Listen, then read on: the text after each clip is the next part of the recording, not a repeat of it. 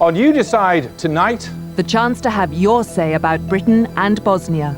As the suffering grows and the pressure on the UN and our soldiers mounts, Jeremy Paxman debates the question on everyone's mind. Should we withdraw our troops from Bosnia? you can vote on this subject now. If you want to vote yes, phone now on 0891 447701. If you want to vote no, phone now on 0891 447702. Lines are open now and for the next 15 minutes. Find out the result tonight when You Decide. Ruby Wax judges the Planet Big Girl pageant and meets a vegan evangelist, the Health Quest, in 50 minutes. Before that, on BBC One, a look at the evolution of a charity to meet the modern-day needs of Barnardo's children.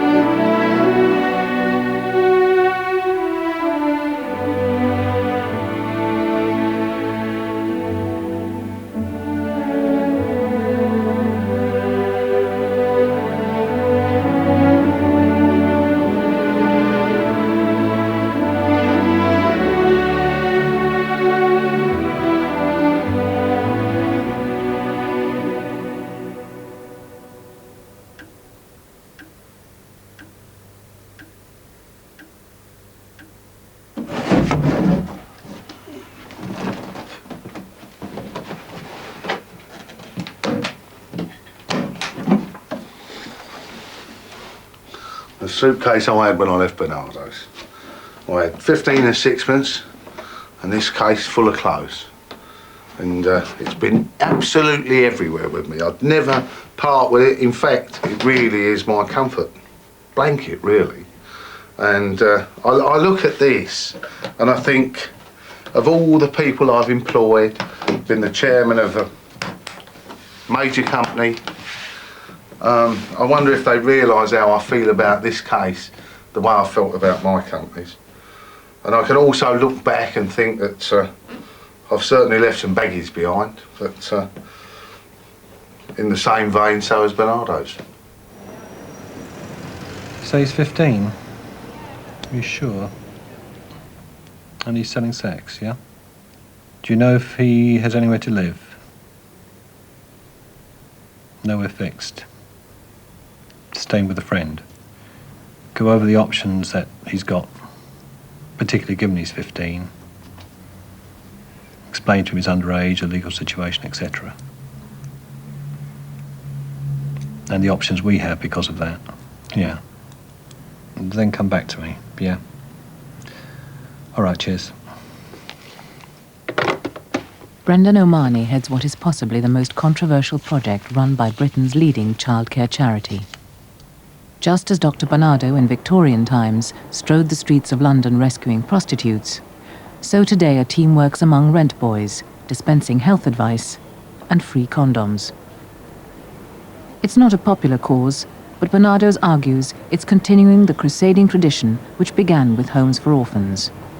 Barnardo's has three particular aims of its work at the moment. It's trying to work with those who are homeless, and certainly many of the young men we meet have either nowhere to live that night or are in housing situations which are quite precarious. Barnardo's is also trying to work with those who are living with HIV and AIDS, and certainly the lifestyles of these young men put them in a position where HIV and AIDS can be a possibility for them. And Barnardo's work is also about working with those who are survivors of sexual abuse. And many of the young men we work with have come through situations which have been physically and certainly sexually very abusive to them. Okay, William, what do you need, some condoms? Yeah, that'd be good, yeah. Yeah, what you want? HTs and flavours. Okay. There you go. Thank you. You know the different uses for the different condoms, do you? Yeah, of course, yeah.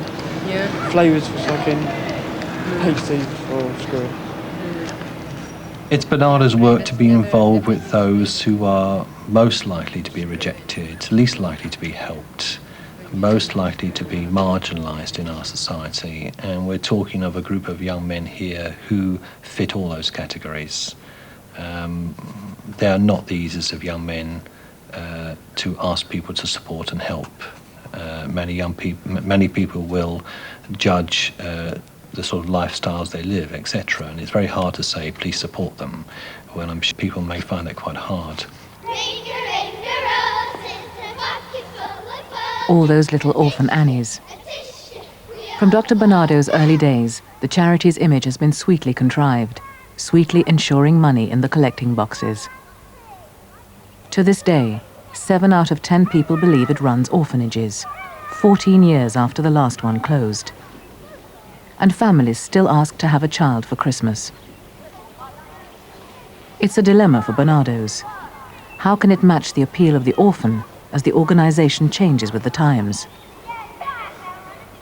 Contracts with local authorities now bring in nearly half its funds, and it deals with some of the most controversial aspects of child protection.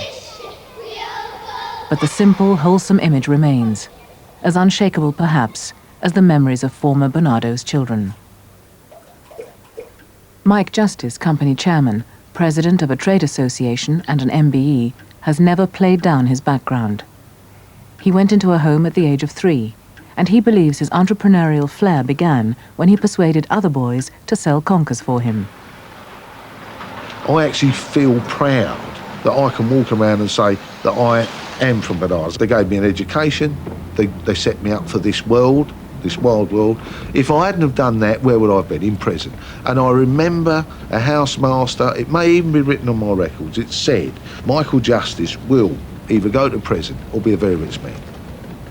And lucky enough, I've become the latter. It's become a family joke now between Mike and his wife Anne that he's used the name of Barnardo's throughout his business career. It goes back when Barnardo's were actually teaching me, and I'm now talking about the house staff who were teaching me poetry and all the things, so like I always won the first prize. I mean, I actually recall giving this monologue and then finishing up, and bearing in mind we were supposed to be the poor orphans, and I finished up with ah ha ha and I am happy, so full of life, a cheerful chappy. Each day brings me new joy, because I'm the original laughing boy, ha ha ha. And then I immediately turned around and said, we've got to go back to Barnardo's now because the coach is waiting. And the guy was so embarrassed, he turned around and said, shall we give him the first prize? I mean, that was the only reason why I was saying it, because I wanted the first prize. I wasn't really interested about the others. So yeah, of course I've milked it. But on that assumption, that's why you've always gone well in business.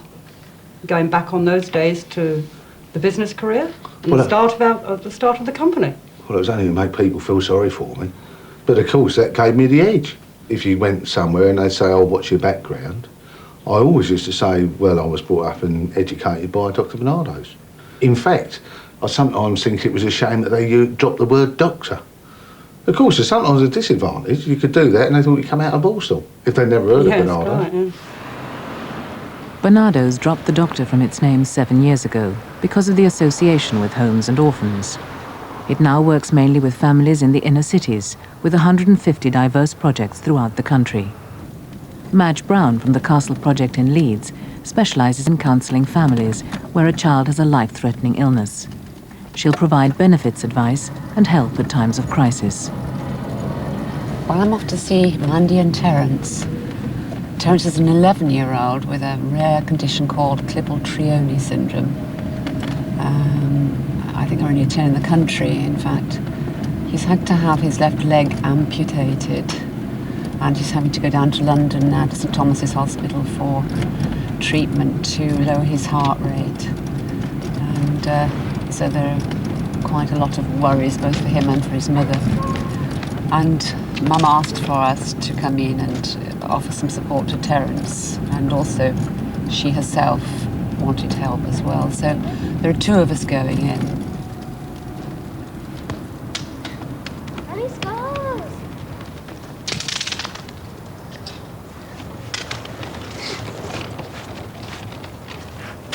I took a book out of the library that me and my boyfriend went down and picked up from medical library. I didn't understand it much because of the medical part of it, the words that were used and that. But the pictures at that time when I read it, Terence weren't so bad. But now is getting just as bad as what the pictures are that I saw in the book. His spine's curving. One side of him's actually growing a bit longer than the other. It's pushing all one side of his body like that. So you can see that actually beginning to happen. Oh yeah, now. I can see it all. I can see it all coming now. So I'm just hoping and praying, that's all I can do, that it does, they manage to stabilise it. And also, didn't they say at the hospital they could do things these days about the spine too? Oh yeah, yeah. So one of your big fears is that it's going to be a serious problem for him in the future. But, they've reassured you on that. The thing that's changed most is the fact that you actually have faced up to all the things that you were frightened about. Yeah, when you first came out, Madge, I was so stressed out, it was unbelievable. I mean, when you came out, I was crying. I'm not like that no more, I'm back to how I was. I faced the problem now. What I'd like to know is a bit more about... Terence's counselling with Devora Marks of Barnardo's is at an early stage. He's loath to talk about his illness. And by the way, I heard you've scored 16 goals now. Well, 8 since I've been at school. I scored 8 this morning. Right. 3 penalties and the rest were normal goals. Gosh, that's fantastic. So is that in the school football team, isn't it? You do that? No, just at playtime. Oh, at playtime, right. Right. I've just put this poster up today. Yeah. And who's that? Steve Who is Bruce. That? Yeah. What is he? I mean, is he a goalie or... I'm sorry, you know, I don't know much about football. I'm asking these questions. He's defender. He's in and out of matches, been injured. Oh, right. Right. United play tonight. I don't think he'll be in match. Right. Well, you know, I'm a bit ignorant where football's concerned, but I'm learning a lot just looking at your posters anyway. I know more than I used to know. Right. Well, that frame over there shows the 93-94 season. Right. That first big one there shows all the team, but some of that team have left because they're all got old. Now, you didn't have these up last time I came, did you? No, I've just put them up a couple of weeks ago. Me and Terence have got a close bond, but with Terence, he has still got a lot of thoughts inside him that he ain't coming out with. And he does need help that way.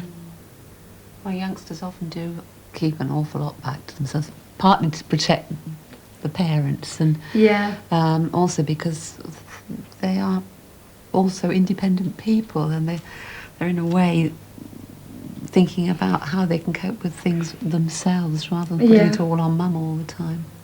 Looking at everything you can do, Terence, sounds a daft question, but is there anything you can't do? Football on field, because it's a bit hard pushing my chair about. I can't. Is that because it gets the wheels? It gets muddy or something? It's or muddy. Right. It's just I can't push myself about as fast as I can on concrete. It's a lot easier on concrete. Yeah.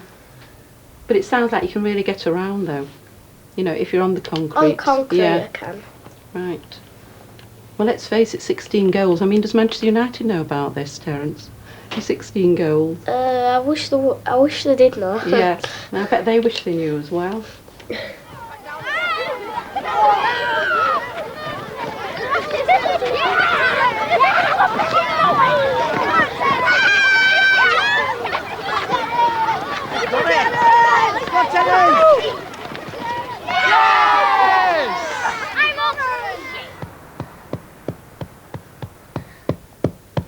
Come on, do some blows.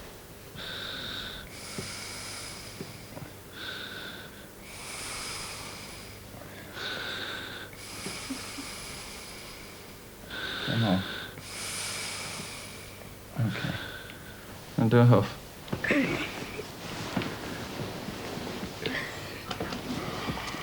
Think of one.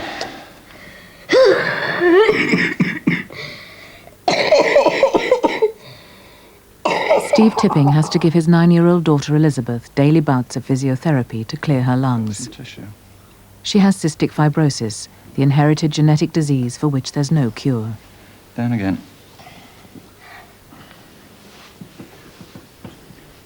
You've been doing any schoolwork? A bit. Elizabeth is the youngest of Steve and Diane Tipping's 4 children.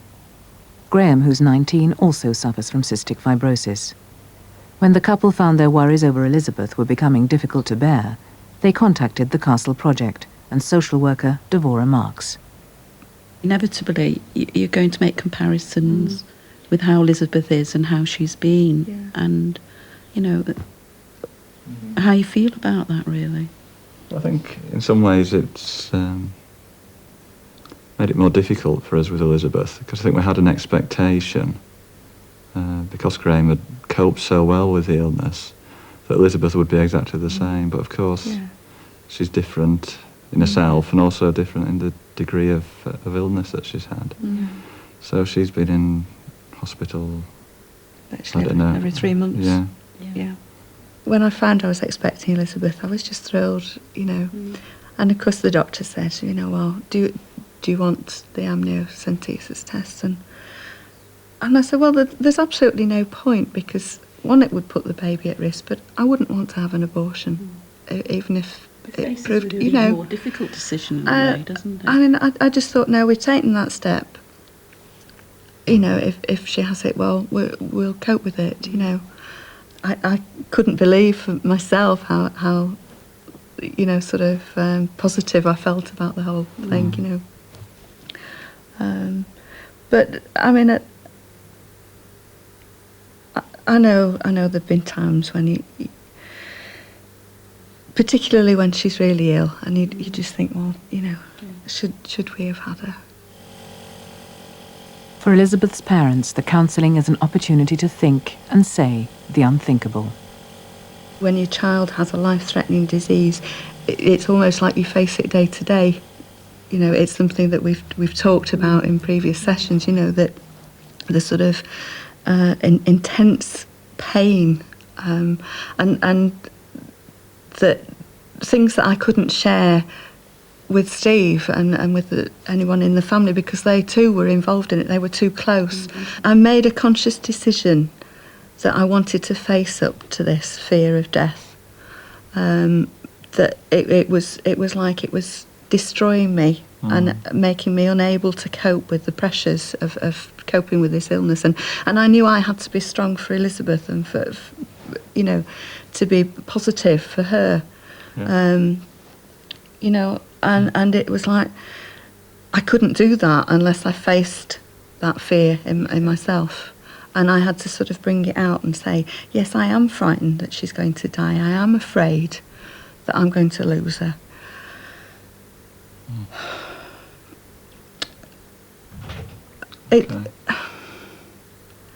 We wouldn't have it any other way.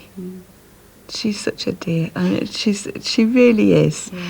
And she'll say, you know, well, okay, I might not feel like going to school, but I'm going to do my homework. I'm going to sit and get on with it. There's many times, you know, when we feel rough, and she actually ministers to us, and she really sort of encourages us and says, come on, you know, it's not as bad as all that. Did you have your tablets? Yeah, you did. Have you had your DNAs yet? Your nebulizer? No, we better do that before we forget. Very good. He gave chase at 100 miles an hour before seeing the joyrider veer into the path of an oncoming lorry. A female passenger in the stolen car lost her arm. Joyriders can become Barnardo's children today in Cardiff. Andrew Ellis, just 17, was facing a term in jail when he agreed to a different sentence: sessions at the Community Options Scheme. Project leader Helen Jones is working out an individual programme for Andrew, and it will include reparation. All right, mate. Are you ready, George? Yeah. All right. Let's get under your bottom. All right, we've got you. Casualties from another road accident come through the door.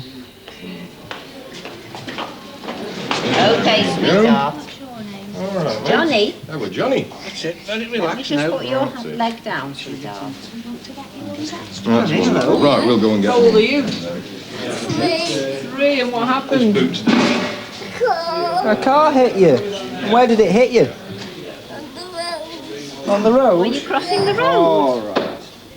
I haven't run someone over like some of my mates have, but I've never done that. Like, I have been chased through a crowded area with loads of kids, and I've slowed down to 10 mile an hour, and I've gone 10 mile an hour. The police trying to overtake me, and there's kids there, and I won't let them overtake, and they're just right behind me. So I passed the kids and I took off. So thinking about the films, the things we were just looking at, sort of like sometimes you thought about what you were doing, then with the little, when you saw those little when kids. I see kids, because I have seen a little boy being run over, and they do go high up in the air. They do raise off the floor a couple of feet, and it's not nice. That's all right. Okay, you're not frightened, are you? All right, don't worry. Johnny's left leg is broken just below the knee. Don't worry. Do you want it left on? I know that you're trying not to do anything now, but what was it, sort of 2 or 3 cars a day at one time? Different cars? Yeah. I was just pinching them for the sake of pinching them, I was. From when, you know, because like we've seen what they've charged you with, but there's a whole load more stuff that you weren't ever charged with, isn't there? Yeah. I started pinching cars since I was about 11, yeah.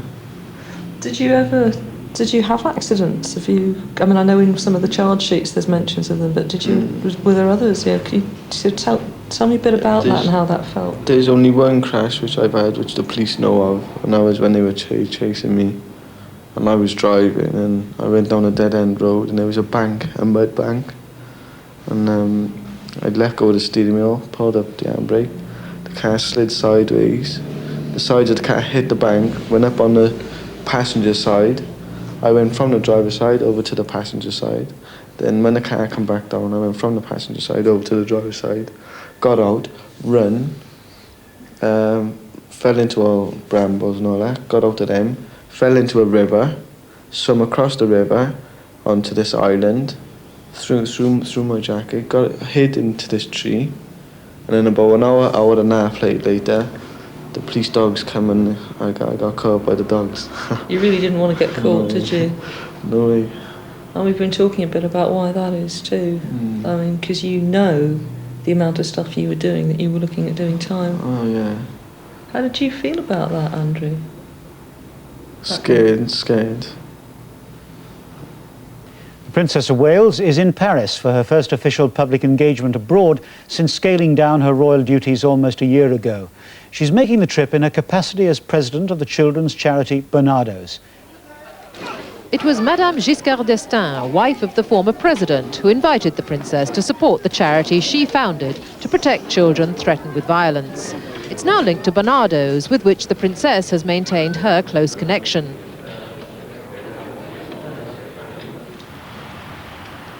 Celebrities back Barnardo's. They always have. And Barnardo's has always been astute at staging the photo call, the special occasion, whether in Paris or in a London backstreet, where in 1988 the princess met a couple who were fostering 3 Barnardo boys. I'm a bit late. I'm pleased to meet you, Your I'm talking too Highness. much. The meeting at the other end. Well, I am sorry. Oh, yes. Right. Would you like it? Look. Which one's this? This Alan. Alan. Thank you very much, Alan. You haven't taken him out of somebody else's garden, have you? No. Can I come and see? Can I come in? Oh, yes. That's all right. All look very smart. Good. Smells it. It's got rum in it. Yes, Is it it? does. I don't drink anything, so I got a very sensitive nose. I Ah, smell right. drink quite well. Yeah. And who's the chef amongst you? Me. You. I read you had great difficulty with your sauces. With your cooking your sauces. You found that a bit of a handful. Yeah, but I've conquered that Have you done that right? I did a cooking course. I was hopeless at sauces because I always had my finger in the saucepan. Dr Barnardo championed this kind of fostering as early as the 1880s. The aim, then as now, was to recreate families. It's the most difficult one that we had to be working on at the moment. You've still got your cleaning ticket. You've got your safety pin. Yeah. He's made clothes for the princess, and fashion designer Bruce Oldfield was fostered by Barnardo's from birth. They loaned him money to set up his business. Now he's on their celebrity list. Today he's visiting the 16 Plus project, where teenagers who've been in care have their own bed-sitters. How did you come to be here in the first place? Do you want to tell me that? How? Trouble with the family, never got on with stepdad or mum, police. Oh, really? Ended up going court and in care. From ever since, I've been in children's arms and semi-independent, and now I'm finally here. But this is the best of a bad lot. No, I was in one better one, but... Oh, you're not supposed to say that. This is, So the next spot on is to have a flat? Yeah. Of your own? Probably next year, summertime, I hope. Right. And what are you going to do between now and then? I've got a job coming up soon. I was supposed to get a phone call today. So who cooks for them? They all have to cook for themselves. What? People, yeah. They get money from local authorities. Project leader Noel Heron's task is to prepare the teenagers to live independently. They get money from local authority, and they have to do their cooking and shopping. What if they can't cook? Who teaches them? Or do they starve if they can't? I mean, I don't know how different it was when I was sort of in care, as it were, because I was in a foster home up in Durham until the age of 13, and I got slightly out of control, as they always said, you know, slightly out of control. You know, I was doing a bit of shoplifting. People, you know, only things like Superman comics, and we were always threatened that, you know, if we didn't behave ourselves, we'd be sent back to Barnardo's, you know. So this was actually finally becoming a reality. So I was sent back into a branch home, sort of in 1963, because they had residential houses, you know, where there was like 25 children. So that was a bit of a shock to the system, I can tell you. They did quite a lot of caning in those days, but because I went to the grammar school and everybody else went to the secondary modern school, I was never ever caned, and I could never quite work it out. And I think it was pretty much a bad move on their part, because it did make me think that I was something a bit special. You know, it sort of inbred a certain arrogance. In fact, when I was 17, I was in the upper sixth of Ripon Grammar School, and they decided that they really had to get me out of the branch home, that they couldn't really put up with me there, so they actually put me into lodgings, which I suppose is in a way similar to what goes on here, because it's between, I don't know, between finishing education and going out into the big bad world. So the young people can be here up to 18 months, yeah, a year. It all depends on how long the local authority are prepared to pay for the place. Right, Peter. Peter, this is Bruce. Hi, nice meeting you. Come in. This is your room? Yeah. Ah, look, a Diana Ross fan. Yeah. You really like her? Yeah, I like her songs. Yeah, I remember this day. I've made clothes for her, you know. Because I make clothes, in case you didn't, you probably don't know that. Why the hell should you know that? But anyway, yeah, I made quite a lot of things for her in the 80s. This is very old. I got another one where she hasn't got no clothes on. You haven't. That was a dress that I made, yeah, I remember it quite distinctly. I think she's only got... She doesn't have much on, does she? Oh, that towel, that's what I made for her. No, I made things for her ages ago. In fact, you still see her in London, you know, when she's at concerts.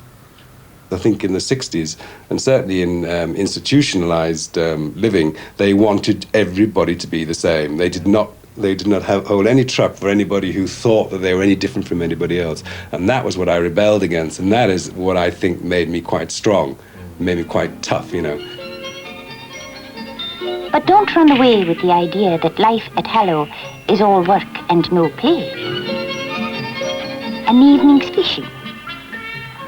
On the off chance of hooking a few late-feeding trout. All part and parcel of making life as homely and as free as possible for our youngsters.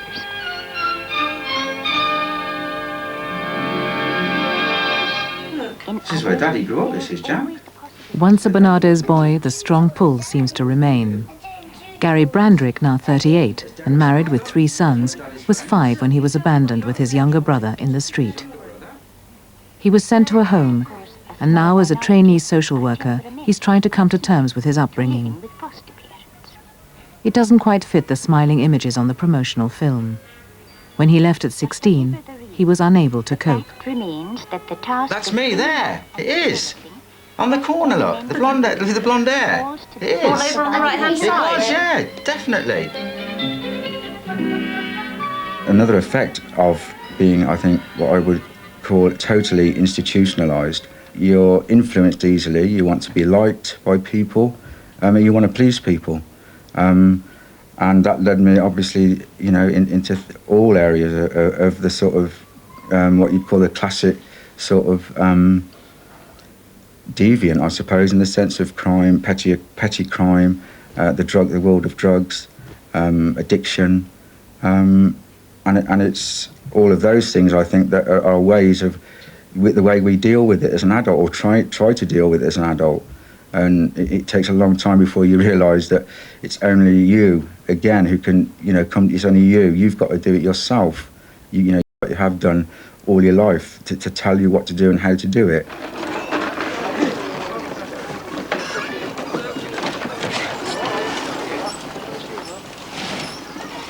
Gary Brandrick's back with Barnardo's, this time as a voluntary worker. He helps at an innovative fathers and toddlers group on the Lawrence Weston estate in Bristol. A family centre was started here after a worrying rise in the number of children locally on the at-risk register.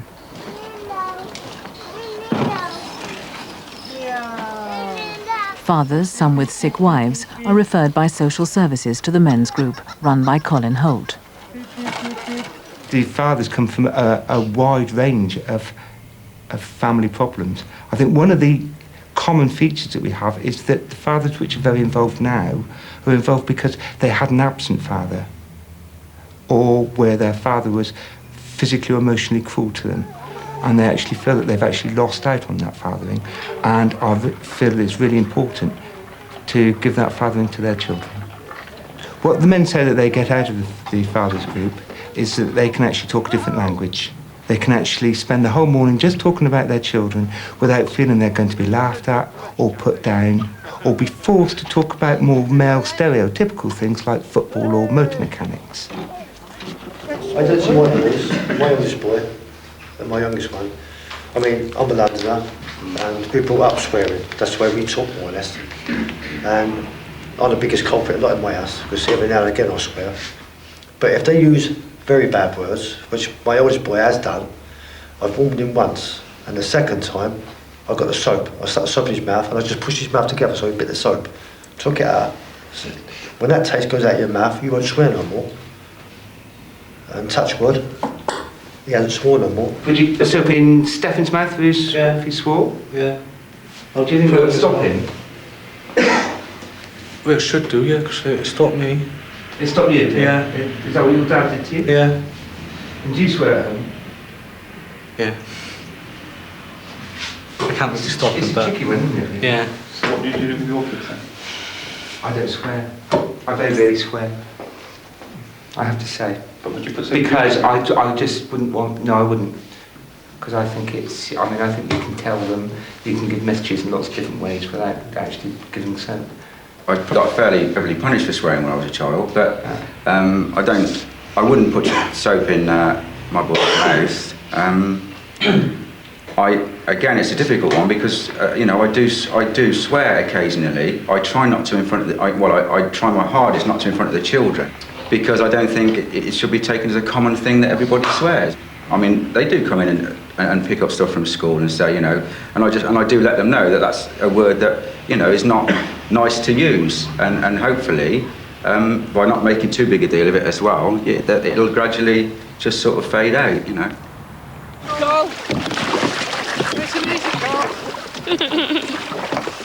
The Lake District, and a Barnardo's initiative that's a huge contrast with the orphanage days. It's designed to bring out the individuality of these young people with physical and learning disabilities. One of the aims is to give parents a respite, while the youngsters are encouraged to be adventurous by a team from Barrows Green Holiday Centre, led by Mike Keithley. You're getting very good at this, Kevin. Many of the youngsters that come to us have had a difficult time at other holiday centres, and it's maybe not been very successful. They haven't achieved a great deal. And what makes us unique is that we're able to offer 24-hour hands-on care with a high staffing ratio, irrespective of the level of disability. Come, Frank, what's keeping you? It might mean as well that we've got young people who need assistance with everything, be it bathing, toilet and so on. It could mean that we're changing lots of nappies. The nappies might not be for a little child. It might in fact be a 21-year-old or somebody who needs a lot of assistance. Plus, at the same time, you're trying to give them a very sort of almost hidey-high type of holiday. Oh, Gary, that's excellent. Big smile. Excellent. She's a great night.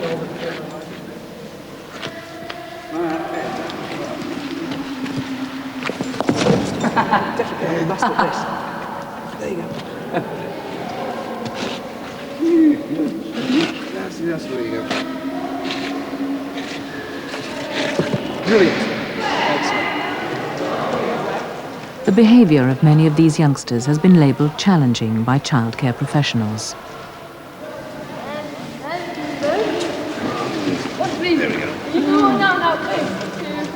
Ian Brooks is 15 and the youngster to watch today. He has a habit of suddenly dashing off to hide under the nearest electricity pylon.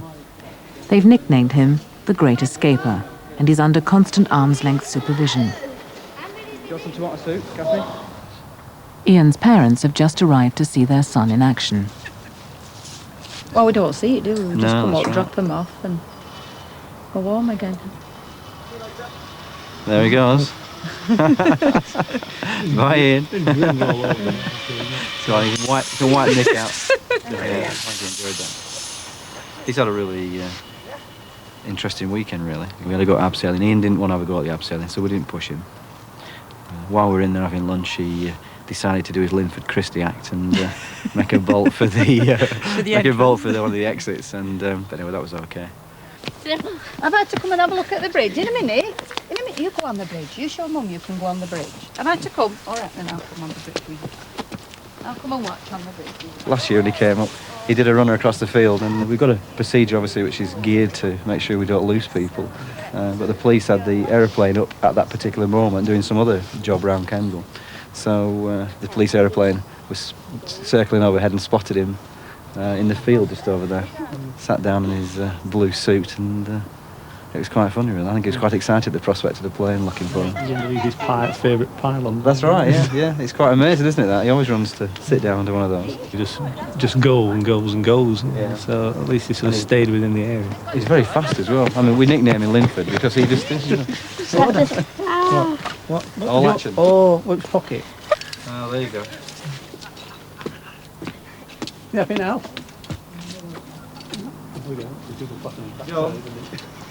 Oh, any minute now, here we go. No, you can't go so far. Ian's times at Barrows Green are a break from 24-hour care, day after day, for his parents. Got about 14 acres altogether. Are clapping? Wait, go. Race me. Catch me. That's what happens if you actually chase it. It's a game. He starts running. If you just sort of stay put, you can both stand there. Gotcha. Well then, Snowy, let's go up and patrol me. 11-year-old Terence Rankin has undergone 2 operations in the last 3 months. Now he's been told he faces a new hospital treatment. Let's go see everybody. Oi! Who's that there? His Barnardo's worker, Devorah Marks, has taken over the counselling of his mother too. You doing? The difficulties have been with the last 1 or 2 operations, haven't there? There have been real difficulties using the other methods that they were hoping would work for Terence. Yeah, well, 2 months ago when he had treatment, they nipped a vein in his abdomen, so it caused him to hemorrhage. And Terence was very poorly, very down. He was in hospital for over a fortnight. And then when he came back up to Bradford, he was in hospital again. So I'm just unsure. I'm just unsure of it all. But I've no other choice in the matter but to go with it. Whether I like it or not, it's the only chance probably that Terence may have of them being able to stabilise it. This is 12 months gone now with 7 operations. So they have to look at alternate. Well, never mind Manchester United. I think I'd like to have your... Terence is getting more breathless. His stomach's more swollen.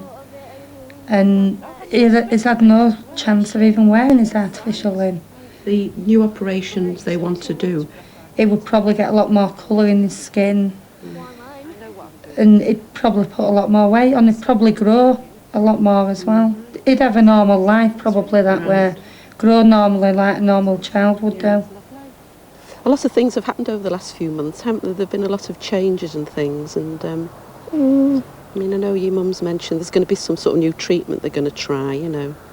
And again, that's something, you know, you can talk about with your mum, but like you were saying before, sometimes, you know, you don't always feel, you know, you want to chat to your mum for whatever reason. And if any time you felt, you know, you wanted to chat to me, you know, I can be there for that. That's very much up to, you know, what you feel you'd like to do, really. Yeah. The operations might work, might not. It's, as the doctor said, it's 1 in a million chance that they don't work. That they don't work? It's not often that they go wrong. It's not often that they go wrong when they do all the operations on different people. Right. So the doctors, it sounds like the doctors explained quite a bit to you, really, about it. Yeah. And he said that mostly this new operation does work when they do it. Well, I think so, yeah. Oh, right. I haven't really asked the doctor about it yet, 'cause it was only last time we went down that he explained about it. Right. This is a breakthrough for Devora Marks. Terence has kept their conversations to neutral subjects till today, and she would never press him. Because I know a little bit that, was it the last operation you had round about Christmas time? There was a bit of difficulties there, weren't there? Yeah. I just woke up and had belly pains everywhere. Did you? I didn't know what time I was down in the recovery room. I thought I was only down for once and I was down twice. You went down, you had to go down again, you mean? Yeah. Oh, right. I was supposed to watch the Man United match, but I was fast asleep. Gosh, you missed that. Yeah. As a special treat, the Castle Project arranged for Terence to meet his Manchester United heroes during an open day. I know there's one person with that. That's your favourite player, wasn't it, Terence? Was that Stefan? Andre Chelsea. Oh, sorry about that. Yes, he wasn't there, was he? Because he was in the treatment room or something. Yeah. Because you were looking forward to meeting him. With him. Yeah. Anyway, you saw that's Eric Cantona, isn't it? Does anybody know who this is? Well, I know who that is. He's my second best player. Is it? Yeah, it's fantastic. Oh la la, Eric Cantona. Yeah.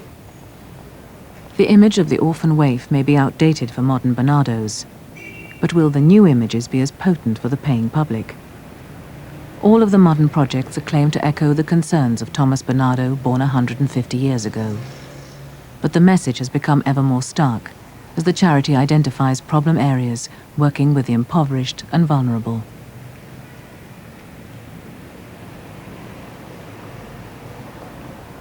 Joyrider Andrew Ellis is about to start his reparation in the community. Helen Jones of Barnardo's has arranged a special task for him.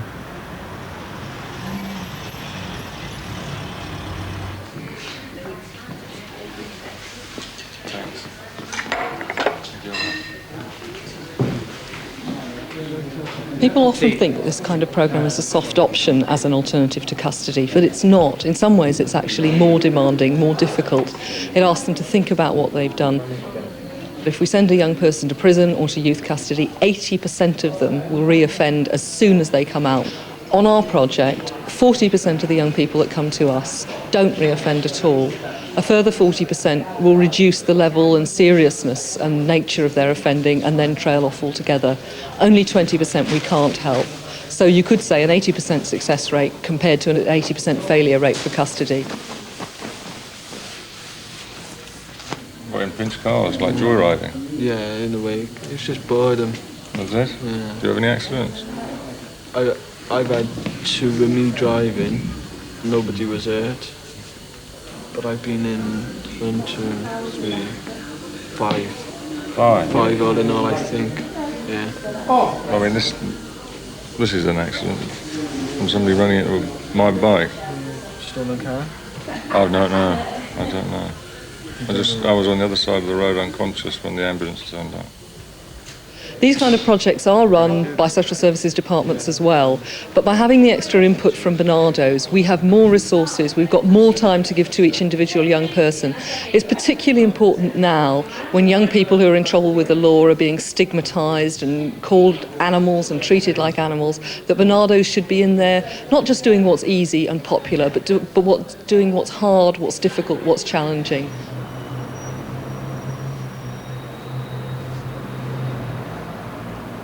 The team working with London Rent Boys is back on patrol. They're used to stories of family breakdown, of sexual and drug abuse. Sometimes the young men they go to meet are suicidal. I've had situations where an individual come along and say, well, look, life is just not worth living, I'm going to fling myself under the nearest bus. It's very difficult to try and talk to somebody like that when you're in the middle of a crowded street. There are people walking by you and it's quite noisy. Even just trying to hear what people are saying in that sort of circumstance is quite hard.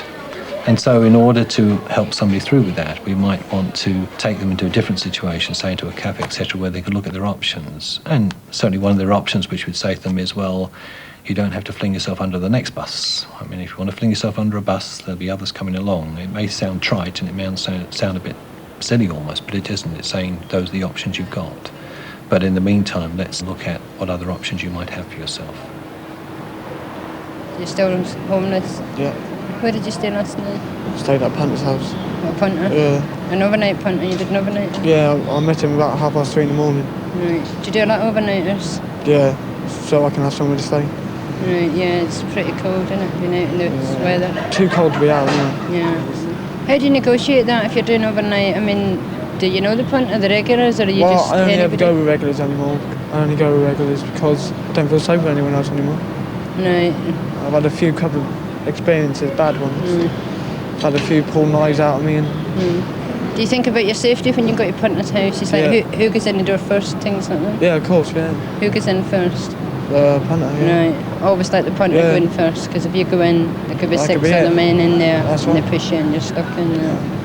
Right. What about... The last time we met William, he was talking about health. There was issues around his health. Yeah. When you met him, wasn't it, you were saying? Yeah, I mean, Do you go for regular checkups? yeah, every 3 months I go for a blood test. I think having nowhere to live, feeling you've got no other options, feeling that you have to sell sex for a living can be described as a fairly sordid business. And for many of them, I'm sure that's what they feel like, but it's a way of survival for them here and now. And often for many of them, here and now is what happens. Here and now means the next few hours, having enough money to survive the next few hours. How long do you see yourself selling sex, William? You've been selling 3 years? 4 years, yeah. You're about, what, 19 now, 18, 19? 20. 20 now. How long do you think you can sell sex at the streets, on the streets? Not much longer now, because it's dying at the moment. It's no good anymore. So what do you see yourself doing after that? I think I'll go back home, do a bit of work, try and get a job, get myself settled down, get my own home. Is a job something you would like? Yeah, it Would you like a different job? If Thomas Barnardo were to return to London today, I expect he might be impressed by the veneer of our civilization. I think underneath that veneer, young people are still at risk, young people are still being exploited, young people are still homeless. And in that sense, Barnardo would see that very little has changed and sadly be quite at home with the work which we are doing.